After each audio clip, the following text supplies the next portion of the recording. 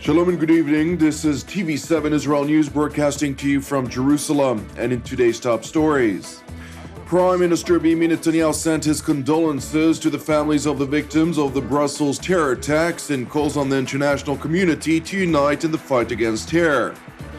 Israel buries victims of the terror attack in Istanbul, Turkey, which claimed the lives of 3 Israeli citizens. The United Nations Special Envoy for Syria says the message from the attacks in Brussels, claimed by the Islamic State, was that the war in Syria had to end. Prime Minister Benjamin Netanyahu sent his condolences to the families of the victims of the Brussels terror attacks in a televised address yesterday to the American Israel Public Affairs Committee, AIPAC, which is a powerful pro-Israel lobbying group. Netanyahu stressed that the international community must stand together against terrorism, which is plaguing the world and seeks the destruction of the civilized societies. I want to first send my condolences to the families of those murdered in today's terrorist attacks in Brussels. The chain of attacks from Paris to San Bernardino, to Istanbul, to the Ivory Coast, and now to Brussels, and the daily attacks in Israel. This is one continuous assault on all of us. In all these cases, the terrorists have no resolvable grievances because what they seek is our utter destruction and their total domination. Their basic demand is that we should simply disappear. Well, my friends, that's not going to happen. The only way to defeat these terrorists is to join together and fight them together. That's how we'll defeat terrorism, with political unity and with moral clarity. The Islamic State claimed responsibility for the heinous terror attacks in Belgium yesterday, which claimed the lives of some 34 people and injured more than 200. The extreme Muslim organization vowed Black Days for Europe in ISIL's declared war against the Crusaders, whom unite against the Muslim people, as they put it, promising to execute more attacks against European cities. Meanwhile, the Israeli leader also took the opportunity during his address to AIPAC to condemn the United Nations, which he said was shamefully singling out the Jewish state for castigation and condemnation, while seeking to impose the will of Israel's enemies on Jerusalem, while convincing the Palestinians that they could stab their way to a state, as Netanyahu put it. The UN, my friends, has a shameful record of singling out Israel for castigation and condemnation. So I have a question for you. Why would anyone think that the UN could decide on a fair and secure peace for Israel? Yet amazingly, there are some who believe exactly that.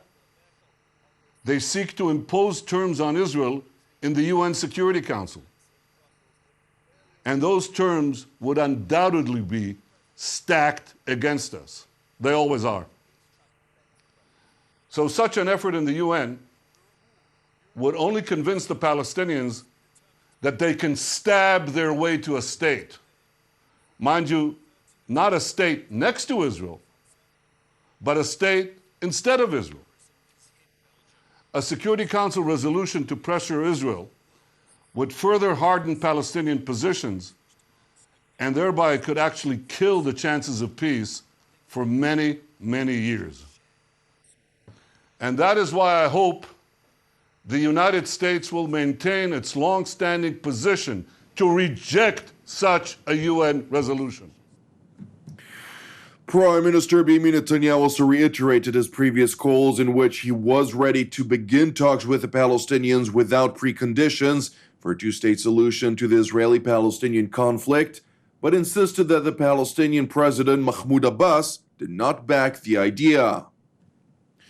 Now to another matter, Israel started to bury their dead victims of the terror attack in Istanbul, Turkey, which claimed the lives of 3 Israeli citizens. Saturday's attack on Turkey's Istiklal Street, a long pedestrian avenue lined with international stores and foreign consulates, was the fourth suicide bombing in Turkey this year. 2 bombings in Istanbul were blamed on the Islamic State, while the other 2 in the capital Ankara have been claimed by Kurdish militias. The attacks have underscored Turkey's struggle to prevent spillover from the war in neighboring Syria as well as neighboring Iraq, and have raised questions at home and among NATO allies as to whether its security services are overstretched as they fight on 2 fronts.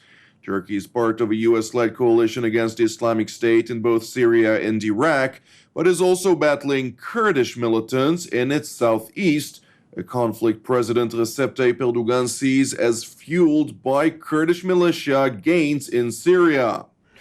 Meanwhile, Turkish newspapers carried front-page pictures on Monday of 3 more men believed to be planning suicide bomb attacks for the Islamic State, prompting severe travel advisories to the country.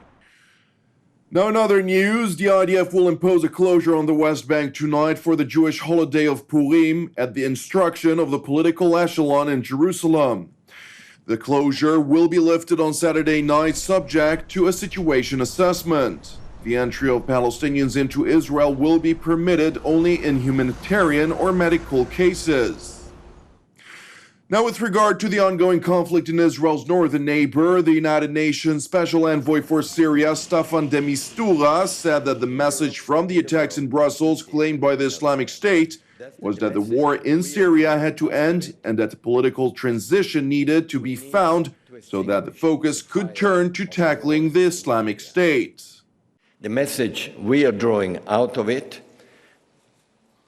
we need to extinguish the fire of war in Syria.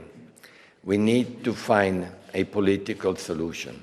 We need a political transition in Syria in order to be able to make sure that we can all concentrate, and the Syrians can all together concentrate on what is the real danger of everyone in Europe, in the world, in Syria, and elsewhere.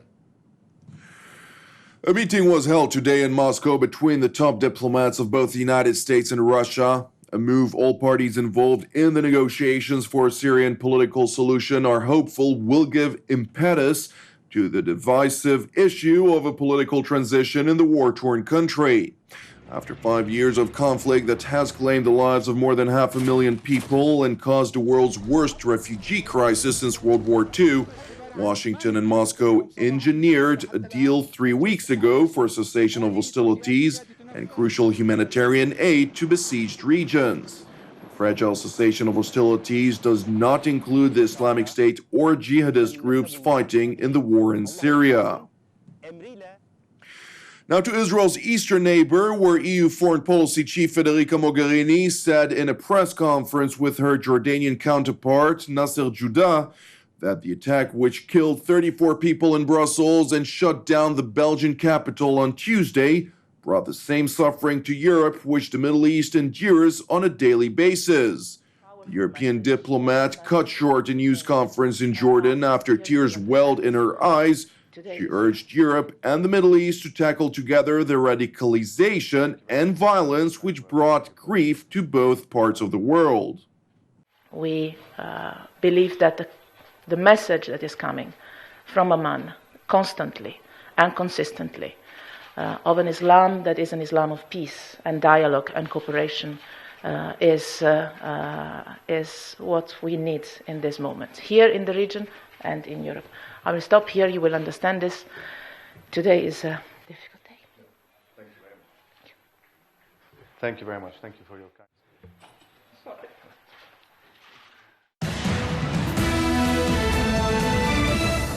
Thank you for watching us. Keep praying for the peace of Israel and the peace of Jerusalem. I'm Jonathan Hassan. Have an Erev Tov, and we will see you again tomorrow at the same time.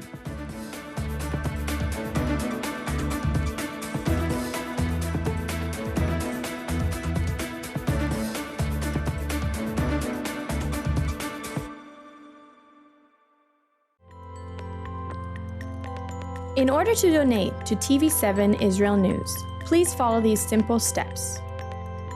First, press the Donate logo, located at the bottom left side of TV7 Israel News Facebook page, or on the Donate tab at the head of the page. Then insert the amount you'd like to donate, and fill in your credit card information. Just like this. And press Review Donation and continue. After reviewing your donation details, please press Donate to finalize your donation. That's it! Your donation is now complete, and an email with your donation details has been sent to your email address. You can also print your donation receipt by pressing the link here. Thank you for supporting TV7 Israel News.